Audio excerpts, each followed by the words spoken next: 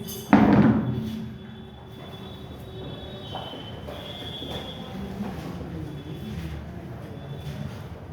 का तीसरा देखिए,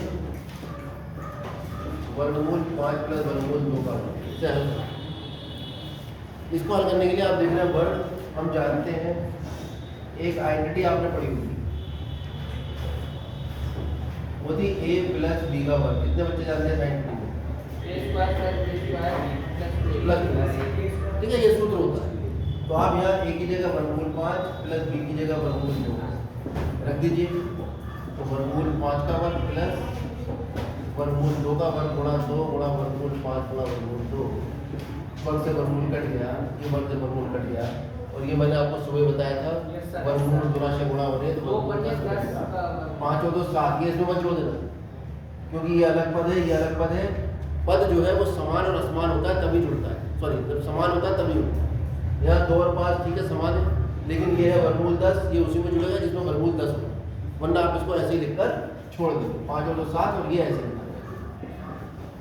जब तक कोई संख्या किसी संख्या में गुणा कर रही है उसको पूरा हल नहीं कर दोगे तब तक वो दूसरी संख्या में नहीं जुड़ेगी।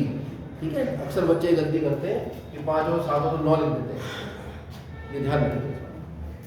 अब आ जाता है सवाल नंबर 5। इसका पहला उसने कहा है हरों का परिमेयकरण। परिमेयकरण क्या होता है उसको समझ लीजिए। परिमेयकरण हुआ अपरिमेय संख्या को परिमेय बनाना। किसी भी अपरिमेय को परिमेय बनाना है तो बहुत आसान है। ये अपरिमेय संख्या है, इसको परिमेय बनाना है, इसको वर्गमूल 2 से गुणा कर दो, ये परिमेय बन जाएगी। तो इसने कहा केवल हर का परिमेयकरण करना है। इसके हर में मान लो पहला सवाल है 1/वर्गमूल 7, इसके हर में ये अपरिमेय संख्या है।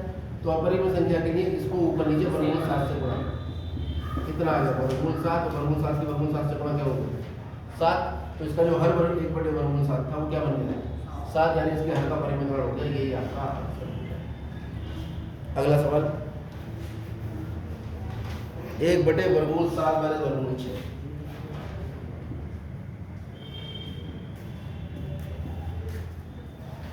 इसका हल है वर्गमूल 7 माइनस वर्गमूल 6। अगर इसमें वर्गमूल 7 से गुणा करोगे तो चलो 7 तो ठीक है, लेकिन ये वर्गमूल बैलेंस हो जाएगा। और वर्गमूल 6 से गुणा करोगे तो चलो 6 हो जाएगा परिमेय, लेकिन ये 7 छिन ये बैलेंस हो जाएगा। तो जब भी किसी संख्या के हल में दो संख्याएं जुड़ या घट रही होती, दो संख्याएं तो उनका परिमेयकरण करने का तरीका थोड़ा सा अलग है। इनका परिमेयकरण करने के लिए क्या करना पड़ेगा, अंश व हर को वर्गमूल 7 प्लस वर्गमूल 6 से गुणा करना। हमेशा इन दोनों के बीच का निशान बदल के जो भी आएगा उससे ऊपर नीचे आप अंश और हर में गुणा कर देते हैं गुणा। 1/वर्गमूल 7 माइनस वर्गमूल 6, इसे गुणा करना है जिससे वर्गमूल 7 प्लस वर्गमूल 6।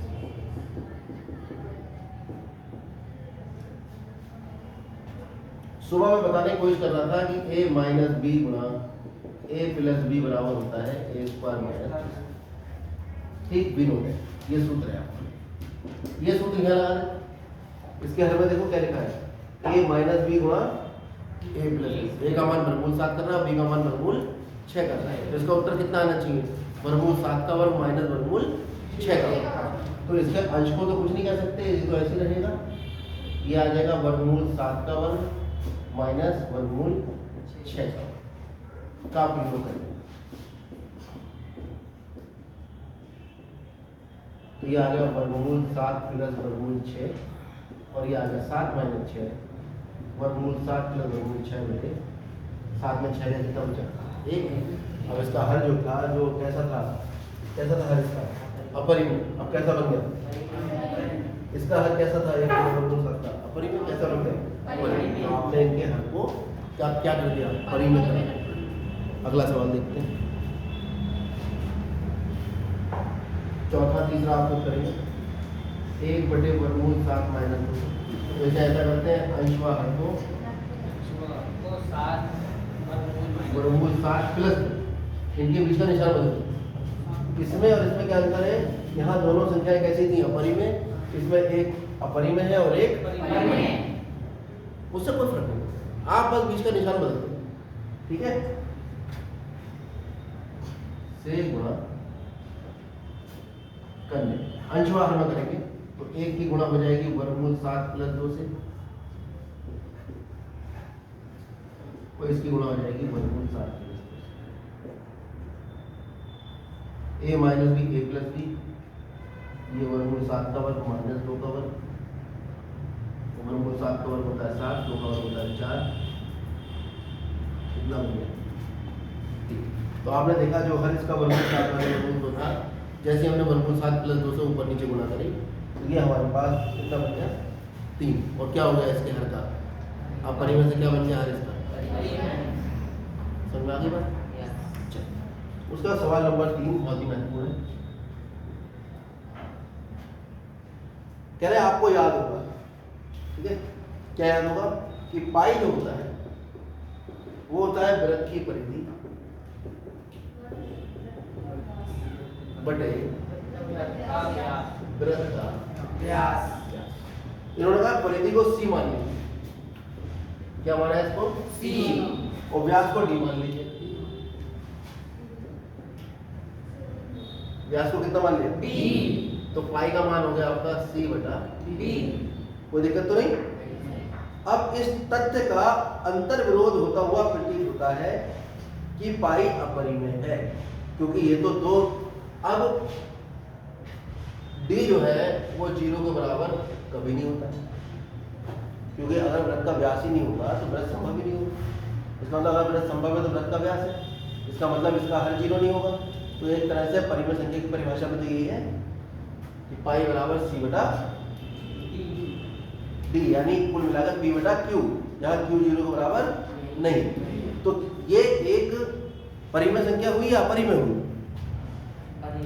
परिमेय होनी चाहिए, लेकिन पाई होती है अपरिमेय। पाई कैसे होती है, अब हमें ये सिद्ध करना है कि ये अपरिमेय संख्या है, उसका कारण बताना है, सिद्ध भी नहीं करना, ठीक है। अब आप कहेंगे यदि पाई एक परिमेय संख्या होती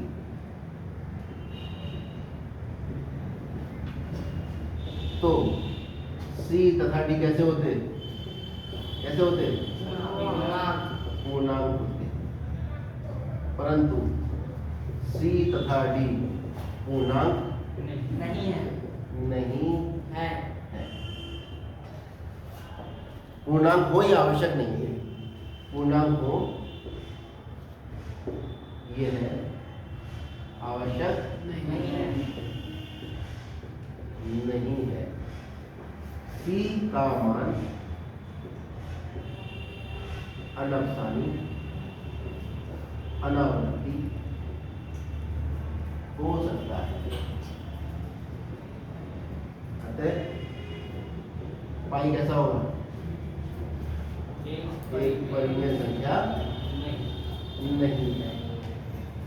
तो पाई कैसी संख्या है, अपरिमेय।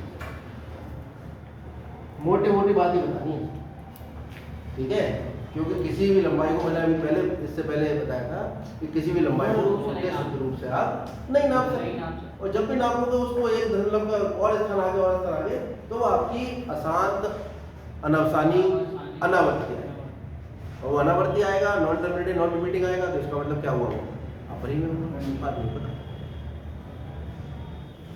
आगे बढ़ते हैं, कुछ है वास्तविक संख्याओं के घातांक केंद्र। अगला टॉपिक है, पहले इतना फिर बता, कल ज्योमेट्री बॉक्स लेके आएंगे, क्योंकि इसका एक सवाल है वो बिना